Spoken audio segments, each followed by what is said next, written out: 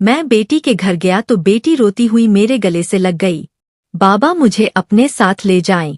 अपने शौहर की तरफ इशारा करते हुए कहा, यह बहुत जालिम है, मुझे डर लगता है। मैंने बेटी से नजरें चुराकर अपने दामाद की तरफ देखा तो वह शैतानी हंसी हंस रहा था। फिर बोला, तुम्हारी बेटी भी तुम्हारी तरह बहुत जिद्दी है, प्यार की जुबान नहीं समझती। मैं बेटी के सर पर हाथ रखकर बाहर निकलने लगा तो उसका चेहरा देखकर मेरा कलेजा मुंह को आ गया, क्योंकि मैंने ही बेटी को अम्मा बाबा साईं मेरे साथ ऐसा कैसे कर सकते हैं। मैं भी तो उनकी बेटी हूँ, उनका खून हूँ, तो कैसे वह मुझे ऐसे किसी के भी हवाले कर सकते हैं। फरहिया अपनी अम्मा साईं के सामने बैठी बुरी तरह से रो रही थी। उसे अब तक यकीन नहीं आ रहा था कि उसके बाबा साईं उसके साथ यह जुल्म कर रहे हैं। अगर हसन उनका बेटा है तो क्या मैं उनकी कुछ नहीं रखती? वो हसन को मुझसे ज्यादा प्यार करते हैं। हसन को बचाने के लिए मुझे किसी के साथ भी भेज देंगे। फरीहा ने अपनी अम्मा साईं का घुटना हिलाते हुए कहा था। अम्मा साईं ने बेबसी से अपनी बेटी को देखा था, जिसकी आंखें रो रो कर सुर्ख हो गई थी। चेहरा एक रात में ही जड़ पड़ गया था। फरिया के चेहरे से खौफवाज था, मगर अम्मा साईं के पास उसे तसल्ली देने के सिवा और कोई चारा नहीं था। अम्मा बाबा साईं ने तो हसन को बचाना है तो उसे किसी भी तरीके से बचा सकते हैं। वो मुझे इस जिगे में क्यों लेकर जा रहे हैं? अब की बार फरिया बेबसी से चिल्लाई थी। अम्मा साईं ने तकलीफ से आंखें मींची थी। वो अपनी बेटी को यूं रोते तड़पते नहीं देख सकती थी। उन्होंने आज तक फरिया की आंख में एक आंसू भी नहीं आने दिया था, और अब उनकी लाडली बेटी उनके सामने रो रही थी, तड़प रही थी और वह कुछ नहीं कर सकती थी। यहाँ तक कि अब उनमें उसके आंसू साफ करने की भी हिम्मत नहीं थी। उनकी खुद की हिम्मत टूट गई थी। उनके सामने उनका बेटा था तो एक जाने बेटी थी, और वह लोग अपने इकलौते बेटे को बचाने के लिए अपनी बेटी को कुर्बान कर रहे थे। वो लोग एक अजीब ही दौराहे पर आकर खड़े हो गए थे, जहां से आगे कोई रास्ता नहीं था। अपनी एक औलाद को इस रास्ते का पुल बनाकर उन्हें उस पर से गुजरना था, और वह औलाद उनकी फरीहा थी। सब्र करो मेरी बच्ची, तुम्हारे भाई को बचाने की खातिर ही तुम्हारे बाबा तुम्हें वहां लेकर जाने के लिए राजी हुए हैं, वरना तुम भी जानती हो कि हम सब लोग तुमसे कितना प्यार करते हैं। तुम पर एक खराश भी बर्दाश्त नहीं कर सकते। अम्मा साईं ने दुपट्टे के पल्लू से अपनी आंखों में आए आंसू साफ करते हुए कहा था। यह कैसी मोहब्बत है अम्मा साईं की, अपने बेटे को बचाने की खातिर आप लोग मुझे वहां भेज रहे हैं? या आप भी जानती है, आज तक जो भी लड़की जिरगे में गई है कभी भी घर वापस नहीं आई है। फिर आप कैसे कह सकती है कि आप लोग मुझसे मोहब्बत करते हैं? फरिया ने हाथ की पुश से अपने आंसू बेदर्दी से रगड़ते हुए कहा था। अम्मा साईं ने अजियत से अपनी आंखें मीजी थी। वो इस मामले में बिल्कुल ही बेबस थी, कुछ भी नहीं कर सकती थी। इसी किसी असना में मुनव्वर हुसैन अपने कुर्ते की शिकनें दुरुस्त करते हुए कमरे में आए थे। आज भी हमेशा की तरह उनका सफेद लिबास बेदाग था। फरिया ने नजरें उठाकर अपने बाबा की जानिब देखा था, जिन्होंने आज तक उसे जमीन पर कदम रखने नहीं दिए थे, और आज उसे खारदार रास्ते पर धकेलने वाले थे, जहां उसे तन्हा ही चलना था। कोई भी उसका हमनवा नहीं था। फरहिया ने गुस्से और दुख से अपने बाबा साईं की जानिब देखा था। वह भी उसे ही देख रहे थे, मगर उनकी आंखें उस वक्त हर एहसास से आ रही थी। शायद बेटे को बचाने की फिक्र ने उनसे फरिया की फिक्र छीन ली थी, मगर फरिया की हालत देखकर उनके दिल में कसक जरूर जागी थी। उनकी लाडली बेटी उनकी आंखों के सामने इस हाल में मौजूद थी। अभी तो वह वहां गई भी नहीं थी और उसका यह हाल हो गया था। जाने वो आगे कैसे गुजारा करती, यह सोचकर एक लम्हे के लिए उनका दिल लजा था। हम बाहर गाड़ी में इंतजार कर रहे हैं, इसे तैयार करवा के बाहर भेज दें। मुनव्वर हुसैन ने अपनी बेटी की हालत से नजरें चुराते हुए अपनी बीवी को मुखातिब किया था, जो साकित सी बैठी हुई थी। उनकी बात सुनकर उन्होंने नजरें घुमाकर शिकायती नजरों से उन्हें देखा था, मगर मुनव्वर हुसैन जे चुरा गए, क्योंकि इसके अलावा उनके पास और कोई चारा भी नहीं था। नहीं अम्मा, नहीं जाऊंगी। अगर आज मैं वहां चली गई तो कभी आप लोगों के पास वापस नहीं आ सकूंगी। फरिया ने रोते हुए अपना सर नफी में हिलाया था। मुनव्वर हुसैन ने जब से अपनी आंखें बंद की थी, फरिया के आंसू उनके दिल पर गिर रहे थे। अम्मा साईं अपनी जगह से उठी और दीवार गिर अलमारी खोलकर उसमें से एक स्या रंग की बड़ी सी शाल निकालकर फरिया के गिर्द लपेट दी थी। फरिया सर झुकाए फूट फूट कर रोती थी। वह समझ चुकी थी उसके बाबा साईं फैसला ले चुके हैं और अब उसे हर हाल में उनके फैसले के सामने झुकना ही है। यह हजरत जानलेवा थी कि आज वह आखिरी बार अपने बाबा साईं और अम्मा साईं को देख रही थी। शायद इसके बाद अब वह उन दोनों को कभी नहीं देख सकेगी। इस हवेली में दोबारा कभी कदम भी नहीं रख सकेगी। फरिया का दिल किसी पत्ते की मानिंद लरज रहा था।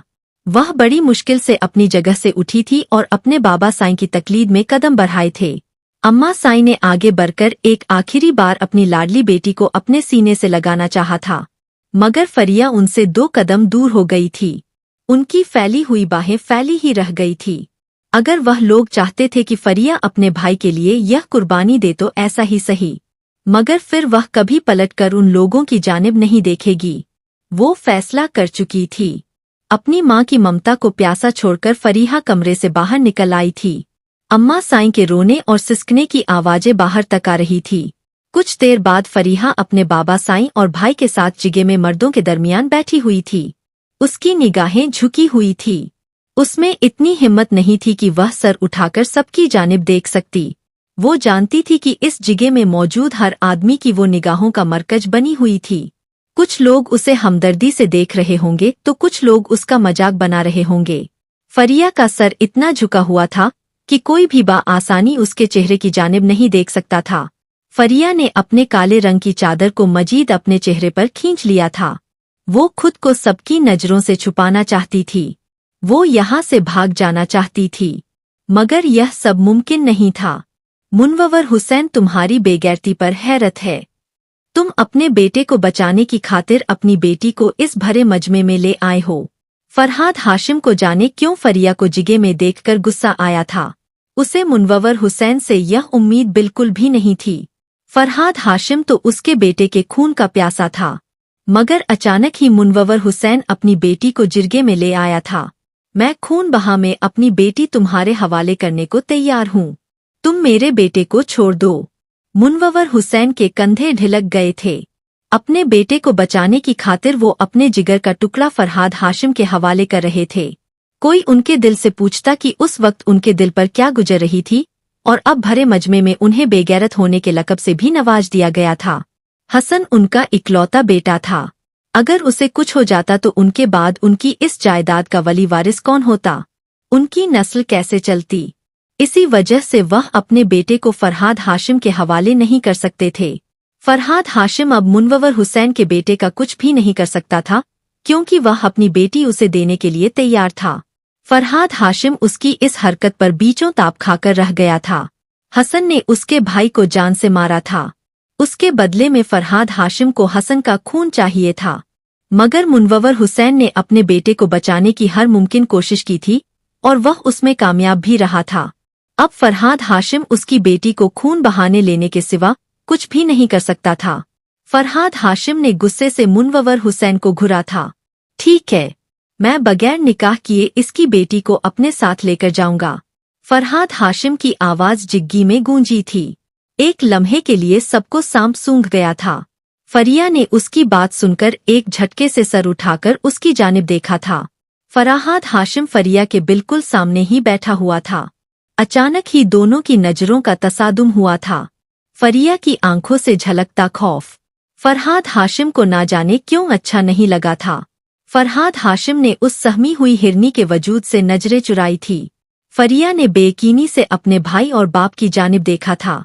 फरहाद हाशिम की बात सुनकर पल भर में ही हसन का चेहरा सुर्ख हुआ था। वहीं मुनव्वर हुसैन का सर भी झुक गया था। वह कैसे अपनी बेटी को बगैर निकाह के किसी के भी हवाले कर सकते थे? यह सोच ही उनकी जान से जान निकालने के लिए काफी थी। जिदगे में यदम ही शोर उठा था और तरह से सरगोशियां होने लगी थी। हर कोई हैरान था कि फरहाद हाशिम ऐसी बात कैसे कर सकता है। वो कैसे एक लड़की को बगैर निकाह के अपने साथ रख सकता है?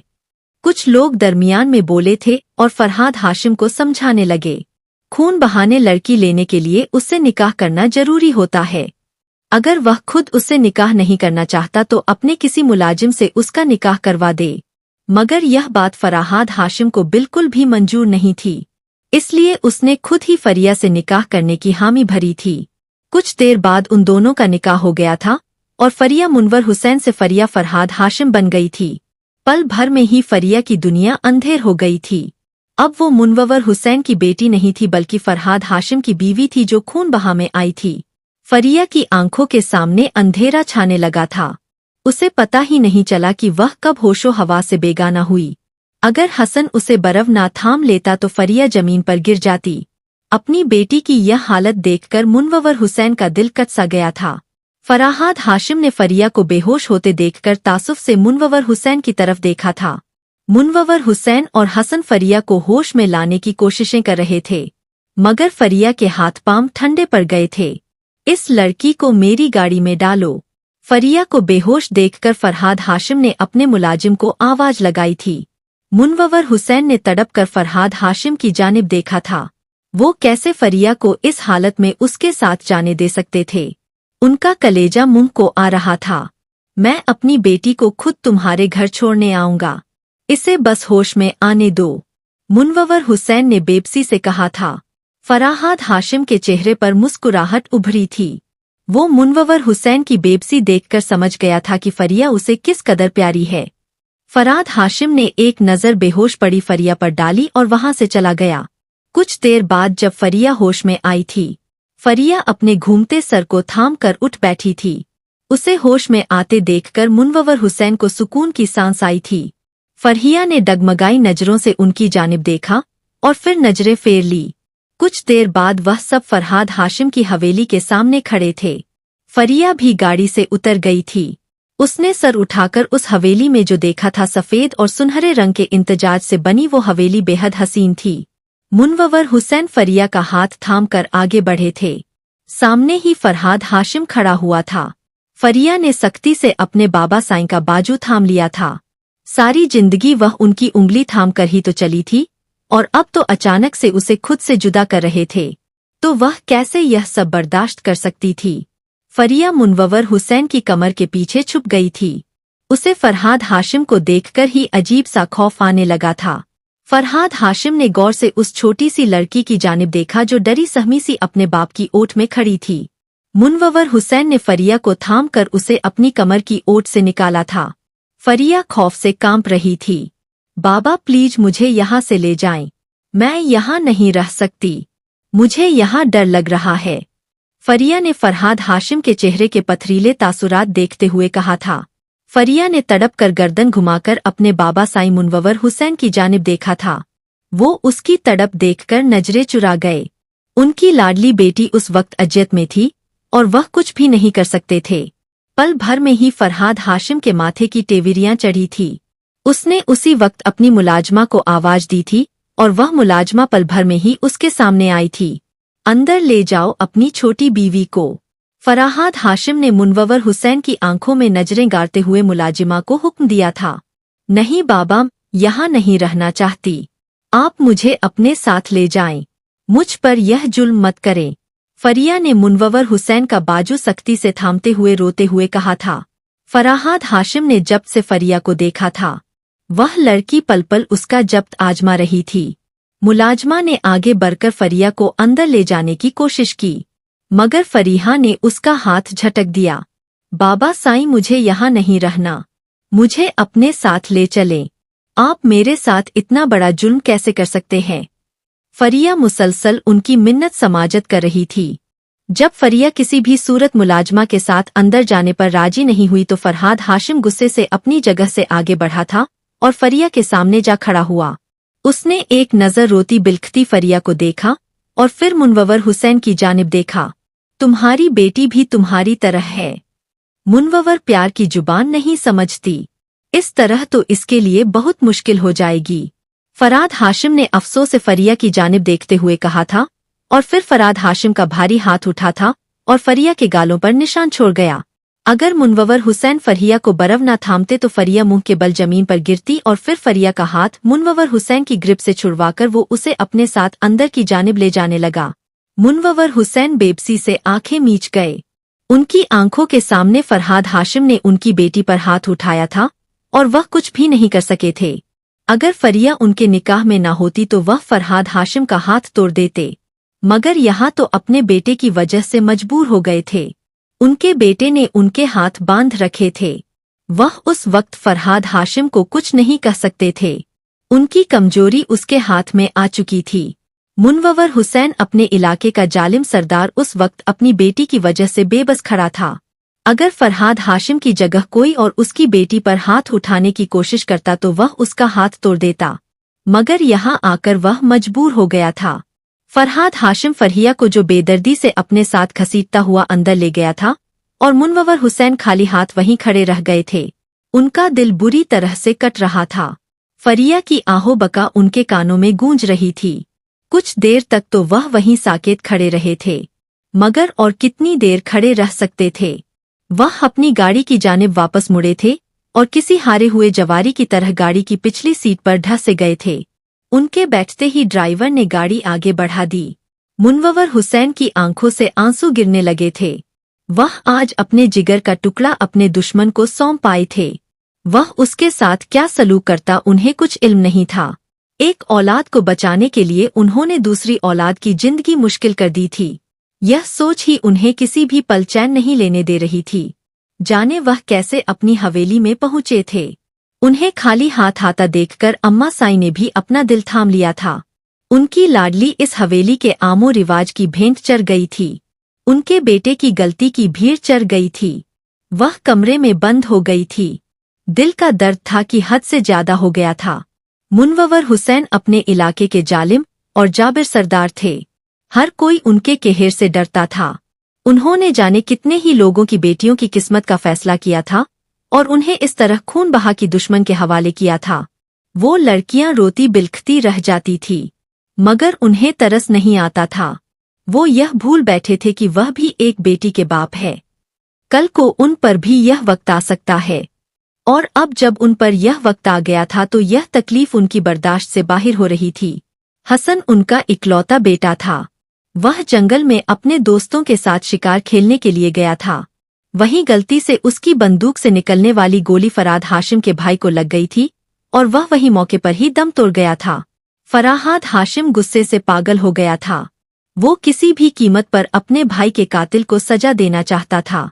वो मुनव्वर हुसैन को बहुत अच्छे से जानता था और यह भी जानता था कि वह अपनी बेटी से कितनी मोहब्बत करता है। वो कभी भी अपनी बेटी को इस दुश्मनी की भेंट नहीं चढ़ने देगा, मगर मुनव्वर हुसैन अपने इकलौते बेटे को मौत के घाट नहीं उतार सकता था। फरहाद हाशिम खून का बदला खून चाहता था, मगर किसी तरह से भी मुनव्वर हुसैन ने अपने बेटे को बचा लिया था। इसी बात ने फरहाद हाशिम के गुस्से को हवा दी थी। वह कभी भी उसकी बेटी को इस सब के दरमियान नहीं लाना चाहता था, मगर मुनव्वर हुसैन खुद अपनी बेटी को दरमियान में लाया था। अब फरिया को ही अपने बाप और भाई के किए की सजा भुगतनी थी और वह बहुत अच्छे से जानती थी कि जो लड़कियां खून बहाने दी जाती है वह कभी लौटकर अपने घर वापस नहीं आती। वह उन हवेलियों की ऊंची ऊंची दीवारों के दरमियान या तो घुट घुट कर मर जाती है या फिर जिंदा होकर भी किसी लाश की मानित जिंदगी गुजारती है। जाने अब फरिया के साथ क्या होने वाला था। फरिया खुद भी सबसे बिल्कुल ही अनजान थी। फरहाद हाशिम फरिया को अपने साथ घसीटते हुए हवेली में लाया था और उसे ले जाकर हवेली के तहखाने की जाने बढ़ा दिया था। फरिया उसके हाथ की मजबूत गरीब से खुद को छुड़ाने की कोशिशें कर रही थी, मगर उसकी सारी कोशिशें नाकाम हो रही थी। फरहाद हाशिम ने उसे इस कैद खाने में बंद कर दिया था। फरिया की रूह फना हो गई थी। वो तो कभी रात को भी तन्हा नहीं सोई थी और अब यहाँ उसे अंधेरे में कैद कर दिया गया था। फरिया लाख रोई मिन्नत समाजत की, मगर फरहाद हाशिम पर उसकी किसी भी आव बका कोई असर ही नहीं हुआ था। वो उसे वहां कैद करके आ गया था। फरिया को चुप करवाने और डराने के लिए यह जरूरी था। फरहाद हाशिम उसे वहां कैद करके किसी काम से हवेली से बाहर निकल गया था। फरिया बुरी तरह से रो रही थी, बिलक रही थी, मगर उसे वहां से निकालने वाला कोई भी नहीं था। फरहाद हाशिम रात गए हवेली लौटा था। वह बिल्कुल ही भूल गया था कि आज उसका किसी लड़की से निकाह हुआ है और उसने उस लड़की को उस हवेली के कैद खाने में कैद कर रखा है। वह थकाहारा सा अपने कमरे में आकर बिस्तर पर गिरा था और जाने कब उसकी आंख लगी, उसे पता ही नहीं चल सका। दूसरी जानिब फरिया की हालत बहुत बुरी हो गई थी। उसने कल से कुछ नहीं खाया था और अभी भी यहाँ कैद थी। जाने कितना वक्त गुजर गया था। वहां घूप अंधेरा छाया हुआ था। प्यास के मारे फरिया की हालत में कांटे पड़ रहे थे।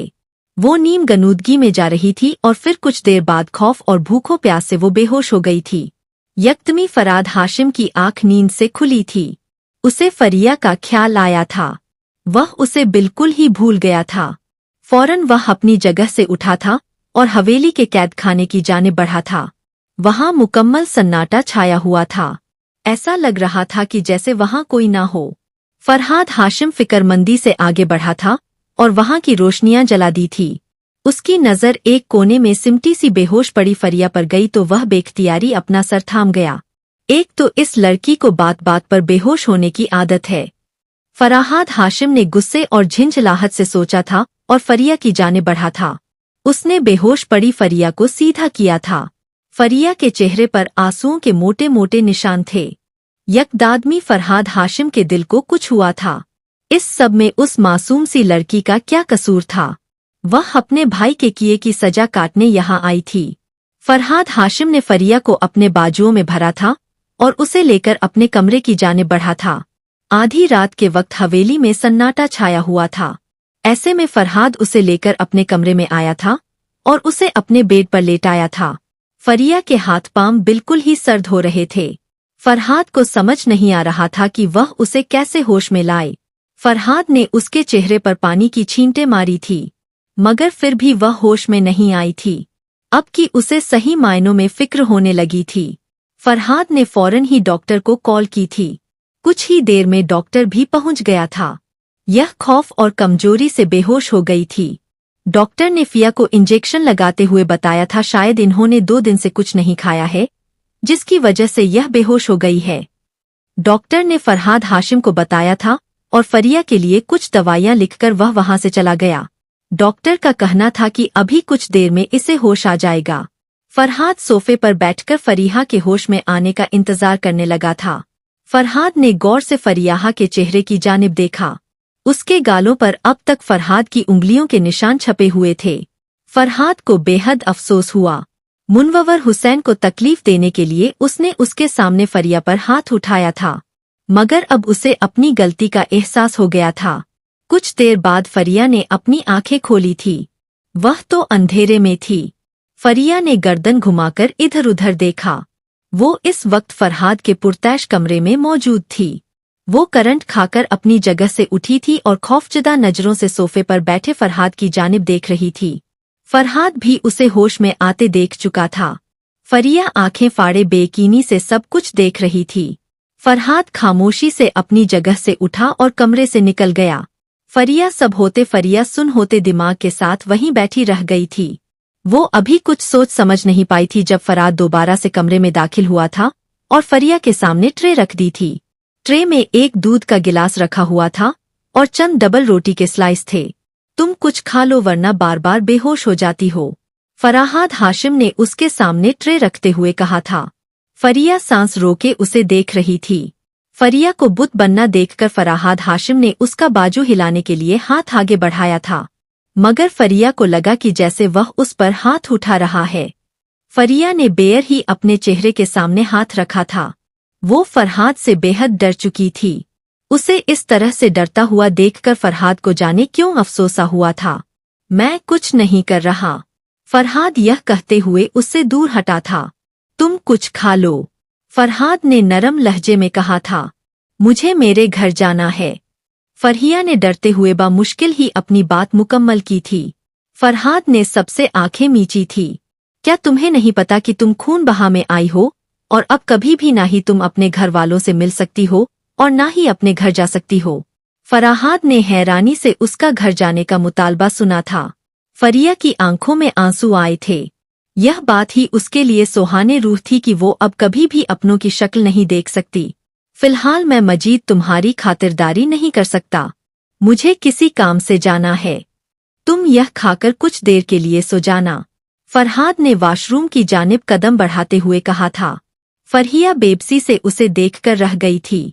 उसने मुश्किल ही 2-4 लुक में जहर मार किए थे और दूध का गिलास अपने अंदर उंडेला था। फरहिया ने दोबारा से तकिए पर सर रख लिया था और जाने कब वो नींद की आगोश में चली गई थी। उसे कुछ मालूम ही नहीं हो सका था। जाने वह कितनी ही देर तक सोती रही थी। जब किसी ने उसका बाजू हिलाया था, तुम्हारा दिमाग ठीक है, तुम जानते भी हो कि तुम यह क्या कह रहे हो। वी जान अपने खास मुलाजिम पर बरस रही थी। मालकिन, मैं जो भी कह रहा हूँ सच कह रहा हूँ। कल ही छोटे साहब ने मुनव्वर हुसैन की बेटी से निकाह किया है और उसे खून बहा में लेकर इस हवेली में आए हैं। उनके खास मुलाजिम ने हाथ बांधे हुए कहा था, तुमने कल ही मुझे इस बात की इत्तला क्यों नहीं दी? वो उसके ऊपर बुरी तरह से बिगड़ी थी। कल आपकी तबीयत ठीक नहीं थी, इसी वजह से छोटे साहब ने किसी को भी आपके पास जाने से मना किया था। बीजान ने गुस्से से अपने खास मुलाजिम को देखा था। कहाँ है वह लड़की जिसे वह खून बहा के नाम पर लेकर आया है? बीजान की गरजदार आवाज गूंजी थी। कल फरहद साहब ने इसे हवेली के कैदखाने में कैद किया था। मुलाजिम की मननाती हुई आवाज निकली थी। उसकी बात सुनकर भी जान ने कहरजदा नजरों से उसे घूरा था। इस लड़की को फौरन ही मेरे सामने लेकर आओ, बीजान ने उसे हुक्म दिया था। इसी असना में बीजान ने बताया कि खून बहा में आई लड़की उस वक्त फरहाद के कमरे में मौजूद है। तो बीजान ने उस मुलाजमा को फरिया को लेने के लिए भेज दिया था। मुलाजमा फरहाद के कमरे में दाखिल हुई तो फरिया बिस्तर पर लेटी गहरी नींद में थी। मुलाजमा ने एहतियात से फरिया का बाजू हिलाया था। फरिया फौरन ही नींद से उठ गई थी। छोटी बीबी जी को बीजान ने बुलाया है। यह वही मुलाजमा थी जो कल फरिया को अंदर ले जाने के लिए आई थी और उसी के सामने फरहाद ने फरिया को थप्पड़ मारा था। फरिया फौरन ही उठी थी और अपने गिर्द अपनी शाल बहुत अच्छे से लपेट ली थी और फौरन ही उस मुलाजमा के पीछे गई थी। वो नहीं जानती थी कि अब उसका सामना किससे होने वाला है, मगर फरिया खौफ से कांप रही थी। उसका छोटा सा दिल किसी पत्ते की मानिंद लरज रहा था। वो भी जान के सामने सर झुकाए खड़ी थी। इतनी सर्दी में भी फरिया के माथे पर पसीना नमूदार हो गया था। उसे फरहाद जालिब लगा था और फिर उसकी बीजान तो जाने उस पर कौन से पहाड़ तोड़ने वाली थी, उसे कुछ अंदाजा नहीं था। बीजान फरिया को हैरत से देख रही थी। कैसे माँ बाप थे जिन्होंने अपनी प्यारी बेटी को खून बहा में दे दिया था। इधर आओ मेरे पास, बीजान ने नरम लहजे में फरिया को मुखातिब किया था। फरिया खुद को संभालती हुई उनकी जानिब बढ़ी थी। बीजान ने उसका हाथ थामकर उसे अपने बराबर में बिठा लिया था। फरिया के सुर्खों सफेद गालों पर अब तक फरहाद की उंगलियों के निशान छपे हुए थे। बीजान ने अफसोस से उसे देखा था। तुम पर किसने हाथ उठाया है? बीजान ने नरम लहजे में उससे पूछा था। बीजान की बात सुनकर फरिया की आंखों में आंसू आ गए थे। उन आंसुओं को छुपाने के लिए वह मजीद अपना सर झुका गई थी। बीजान को उस पर बेहद तरस आया था। बीजान ने अपनी खास मुलाजमा को बुलाया और उससे कहा कि फरिया को उनके कमरे में ले जाओ और उसका हुलिया दुरुस्त करवा दो। फरिया खामोशी से वहां से उठ गई थी। बीजान ने वो सोच नजरों से उसे जाते हुए देखा था। उनका बेटा इस दुनिया से गया था, मगर उनके दिल में ऐसी कोई आरजू नहीं थी कि वह इस मासूम सी लड़की को इस बात की सजा देती। जब भी उन्हें इस वक्त फरहाद पर गुस्सा आ रहा था, उन्होंने फरहाद को रोका भी था कि ऐसी कोई भी हरकत करने की जरूरत नहीं है, मगर फरहाद ने उनकी एक नहीं सुनी थी। वह हमेशा से ऐसा ही था, हर बात में अपनी मनमानी करता था। कुछ देर बाद फरहाद उनके सामने खड़ा था। फरहाद, जब वह लड़का कह रहा था कि उसकी तुम्हारे भाई से कोई दुश्मनी नहीं थी, वो गोली गलती से उसे लग गई थी, तो तुम्हें इस लड़की को खून बहा में यहाँ लाने की क्या जरूरत थी? बीजान ने गुस्से से फरहाद से पूछा था। बीजान, मैं उसी लड़के की जान लेने के लिए वहां गया था, मगर मुनव्वर हुसैन ने अपने बेटे को बचाने के लिए अपनी बेटी का निकाह मुझसे कर दिया था। फरहाद ने हाथ बांधे उन्हें जवाब दिया था। तो तुम्हें उनके बेटे की जान के पीछे पड़ने की क्या जरूरत थी? उससे गलती हुई थी, उसने जानबूझकर तो यह सब नहीं किया था। मैं जब अपने बेटे का खून माफ कर चुकी हूँ, तो तुमने यह सब क्यों किया? बीजान उस वक्त फरहाद से सख्त खफा थी। तुम इस लड़की को वापस उसके घर छोड़कर आओ, बीजान ने फरहाद को हुक्म दिया था। उनका हुक्म सुनकर फरहाद हैरत का शिकार हुआ था। बीजान, मैं इस लड़की को निकाह करके यहाँ लाया हूँ, फरहाद ने अपने बालों में हाथ फेरते हुए कहा था। उसकी बात सुनकर बीजान हैरान रह गई थी। फरहाद, हमने तुम्हारी तरबियत ऐसी तो नहीं की थी। तुम्हें इसी दिन के लिए इतना पढ़ाया लिखाया था कि तुम फरसूदा रस्मों रिवाजों में फंस जाओ। मैंने हमेशा इसीलिए तुम्हें यहाँ से दूर रखा था।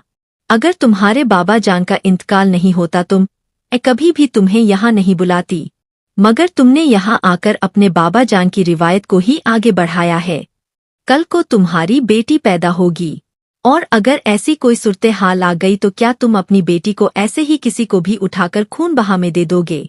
बीजान ने गुस्से से कहा था, याद रखो आज तुम जो भी बोगे कल को तुम्हें वही काटना पड़ेगा। आज तुम किसी की बेटी को तकलीफ पहुंचाओगे, कल को वही तकलीफ लौटकर तुम्हारे पास भी आएगी।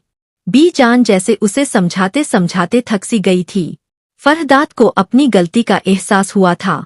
तुमने इस मासूम लड़की पर हाथ भी उठाया है, तुमने एक लम्हे को भी नहीं सोचा कि तुम क्या कर रहे हो। बीजान का गुस्सा किसी भी सूरत कम नहीं हो रहा था। अगर तुम इस लड़की से निकाह कर चुके हो तो फिर इस लड़की को इस हवेली में अपनी बीवी की हैसियत से कबूल भी करो, वरना मैं खुद इस लड़की को छोड़कर आऊंगी। बेजान ने गुस्से से उससे कहा था। फरहाद मुंह झुकाए वहां से चला गया। बेजान ने करब से अपनी आंखें बंद की थी। वो भी खून बहा के बदले इस हवेली में लाई गई थी। उनके साथ हुए मुजालिम की दास्तान बहुत लंबी थी। जब वो खून बहा में आई थी तो कितने ही अरसे तक वो इस हवेली के मकीनों के जुल्मों सितम बर्दाश्त करती रही थी। यहाँ तक कि जिसके निकाह में आई थी वो शख्स तक उसकी जानिब नजर उठाकर नहीं देखता था। बीजा ने अपनी जिंदगी में बहुत दुख और तकलीफें देखी थी, इसी वजह से वह इस रस्म के खिलाफ थी और अब उनका बेटा ही यह सब कुछ कर चुका था तो वह कैसे यह सब बर्दाश्त कर सकती थी। फरिया के भाई ने उनके बेटे का खून किया था, मगर फिर भी वह इस मासूम लड़की से नफरत नहीं कर पा रही थी। वह उस लड़की के साथ ना खुद कोई ज्यादती कर सकती थी और ना ही किसी को करने की इजाजत दे सकती थी। उन्होंने फरहद की तरबियत ऐसी हरगिज नहीं की थी कि वो अपनी जात से किसी को नुकसान पहुंचाए। इसी वजह से फरहद को भी अफसोस था कि उसने क्यों फरिया पर हाथ उठाया था। उसने फरिया पर सिर्फ हाथ मुनव्वर हुसैन को तकलीफ देने के लिए उठाया था। फरिया को उस हवेली में आए 1 माह हो गया था। फरिया फरहाद से दूर रहने की कोशिश करती थी। उसकी कोशिश होती कि फरहाद और उसका सामना ना हो।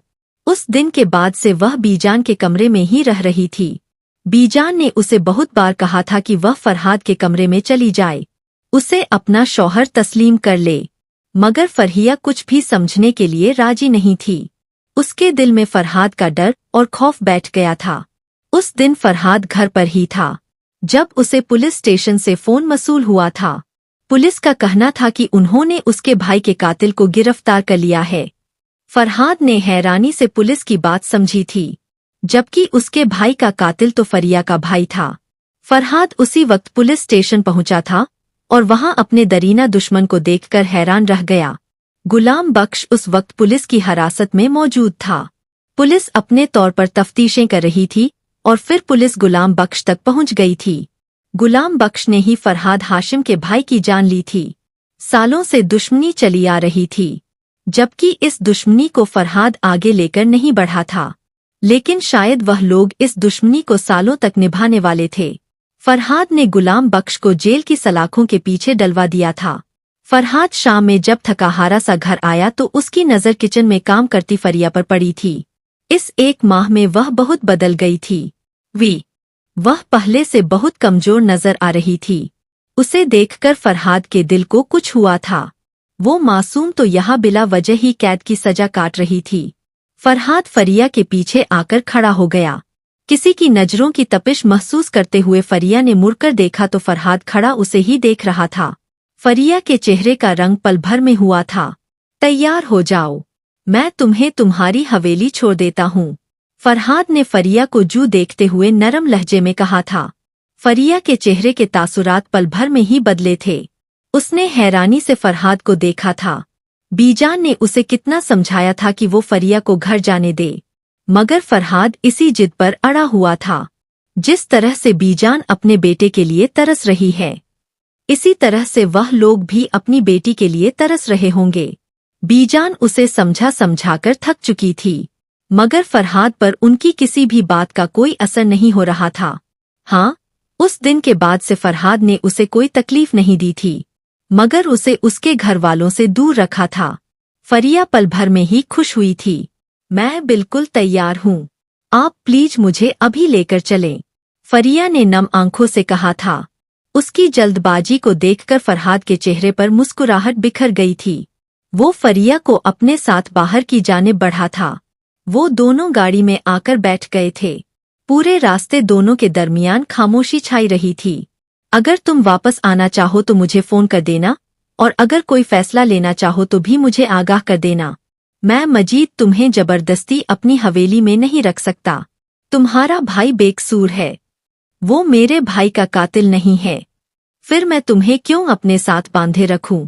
अगर तुम वापस आना चाहो तो मैं पूरे दिल से तुम्हें लेने के लिए आऊंगा। तुम्हें देखने की आदत सी हो गई है। फरहाद उसके सामने सड़क पर नजरें जमाए संजीदा से लहजे में कह रहा था। फरिया के दिल को कुछ हुआ था, मगर वो खामोश बैठी रही थी। उसके पास उस वक्त बोलने के लिए अल्फाज नहीं थे। इसी असना में मुनव्वर हुसैन की हवेली आ गई थी। फरहाद गाड़ी लेकर अंदर दाखिल हुआ था और वह दोनों गाड़ी से उतर आए थे। इतने में फरिया को वहां देखकर वो लोग साकेत रह गए। फरिया बेअख्तियार ही अपने बाबा साईं के गले लगी थी। हर एक की आंख अक्षवार थी। अम्मा साईं भी फरिया को खुद से लिपटाए रो रही थी। फरहाद खामोशी से वापस चला गया था। फरिया को यहाँ रहते हुए 1 हफ्ता हो गया था। उसने अम्मा साईं को सब कुछ बता दिया था। अम्मा साईं उसकी सारी बात सुनने के बाद सोच में पड़ गई थी। अगर फरिया के साथ उस घर में कुछ बुरा नहीं हुआ था तो यह उन लोगों की आला जरफी थी, वरना खून बहा में आई हुई लड़कियों के साथ मजालिम की एक अलग ही दास्तान लिखी जाती है। अम्मा साईं ने फरिया को समझाया कि उसे अपने घर वापस जाना चाहिए और फराहाद को एक मौका और देना चाहिए। उसी रात फरियाहा ने फराहाद को फोन किया था। फरहाद जैसे ही उसी के फोन के इंतजार में था। आप मुझे लेने कब आएंगे? सलाम करने के बाद फरिया ने फरहाद से पूछा तो फरहाद बेख्तियार मुस्कुराया था। मैं अब बारात के साथ तुम्हें लेने के लिए आऊंगा। फरहाद ने जब भी जान से अपनी ख्वाहिश का इजहार किया था तो फरिया के चेहरे पर शर्मीली सी मुस्कान बिखर गई थी।